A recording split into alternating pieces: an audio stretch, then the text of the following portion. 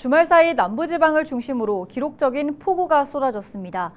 9월 중순 이례적인 폭염이 이어지더니 이번엔 예상보다 더 많은 양의 비가 내렸습니다. 이유는 무엇인지, 기후변화에 어떤 대응이 필요할지 최경식 신라대학교 에너지화학공학부 교수와 자세히 이야기 나눠보겠습니다. 교수님 안녕하세요.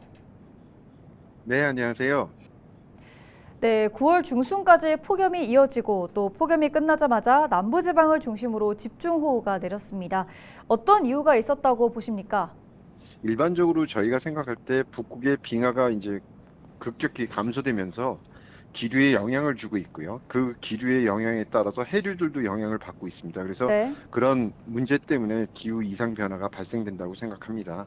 근데 이제 비단 우리나라에서만 그런 문제가 발생하는 것이 아니라 이제 세계 곳곳에서도 이런 기상 이상 징후들이 나타나고 있습니다. 그래서 파키스탄에서도 홍수가 발생한 경우가 있었고요. 그리고 보스니아 지역에서도 강으로 인한 홍수 피해가 굉장히 컸습니다. 근데 반면에 이제 동아프리카 같은 경우는 가뭄이나 이제 폭염으로 피해를 입고 있는 그런 현상들이 나타나죠. 근데 이제 요번에 우리나라에서 불행히도 그런 현상이 좀 나타났죠. 네, 이상기후와 같은 이러한 변화에 적응하기 위해서 우리는 어떻게 대응해야 할까요? 근데 보통 이 적응 대책을 저희가 간단히만 그냥 말씀을 드리면 뭐 집중호우로 인해서 비상수로를 건설한다든지 아니면 혹소 같은 경우에 옥상 녹화, 플루프 같은 것들을 설치한 것들의 대책들을 세우고 있습니다. 그리고 이제 태풍이 올 경우에 특히 이제 우리 부산 같은 경우는 아무래도 그 해안을 끼고 있기 때문에 차단벽 같은 것들을 설치하는 그러한 대책들도 세우고 있고요.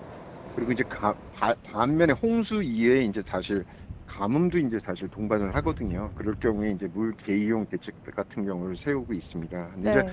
어떻게 보면 그 서울시 같은 경우에는 강남역에서 그 굉장히 홍수 때문에 피해를 많이 본 문제 때문에 하수관 같은 경우에 동년 빈도에서 가장 강우가 많이 왔을 때를 대비한 하수 관거를 정비를 했어요. 근데 지금 우리 부산 같은 경우는 사실 30년 빈도를 하고 있거든요.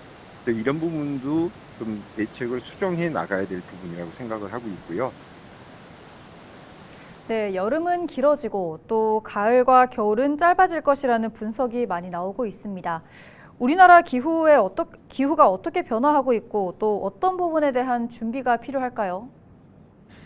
기후가 여름이 이제 사실 길어지고 겨울은 짧아질 것이라고 예측들을 하고 있습니다. 반면에 네. 또 겨울은 기간이 짧지만 매우 추울 것이라고 예측들을 하고 있습니다. 그런데 자료에 의하면 남부지방 같은 경우는 아열대 기후대로 확대가 될 것이라고 생각을 하고 있고요. 2065년도에는 이런 상태로 계속 된다면 4도 정도 상승할 것으로 예측을 하고 그럴 경우에는 우리나라 전 지역이 다 아열대 기후대로 변화될 거라고 얘기를 합니다.